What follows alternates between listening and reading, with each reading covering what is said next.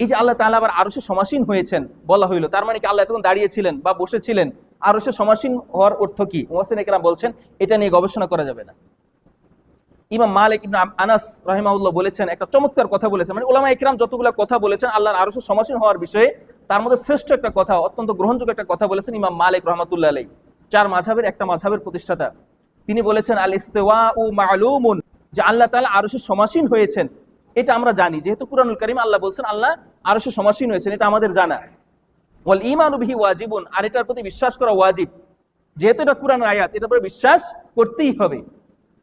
ওয়াল কাইফু মাজহুলুন, আর কিভাবে তিনি বসছেন, আল্লাহ কিভাবে আরশে সমাসীন হয়েছেন, এটা আমাদের অজানা। যেহেতু আল্লাহ তাআলা বলেন নাই যে তিনি কিভাবে বসছেন, এটা তার ধরনটা কিরকম, তিনি আসলে বসছেন কিনা, বা এটা দ্বারা তার উদ্দেশ্য কি, এটা যেহেতু আল্লাহ আমাদের কাছে বলেন নাই, রাসূল আমাদের কাছে বলেন নাই, এই বিষয়টা আমাদের অজানা। ওয়াসসুআলু আনহু বিদআতুন, সুতরাং এটা সম্পর্কে কোনো প্রশ্ন করা এটা বিদআত। কথাটা বোঝা গেল? আল্লাহ যে আরশে সমাসীন হয়েছেন এটা বিশ্বাস রাখতে হবে আমাদের, কারণ এটা কুরআনে আসছে, আর এটা আমাদের জানাও আছে। কিন্তু আল্লাহ কিভাবে বসছেন, আমাদের মতোই বসছেন নাকি আল্লাহ অন্য কোনো অঙ্গ প্রত্যঙ্গ আসছে, আল্লাহ কিভাবে বসছেন এই সম্পর্কে কোনো প্রশ্ন করাটা এটা হারাম, এটা নিষেধ, এটা বিদআত, এটা প্রশ্ন করা যাবে না, এটা নিয়ে গবেষণাও করা যাবে না। যেহেতু এটার পেছনে গবেষণা করে আমাদের কোনো উপকার নাই, সুতরাং এটা নিয়ে গবেষণা করা যাবে না। কারণ কি?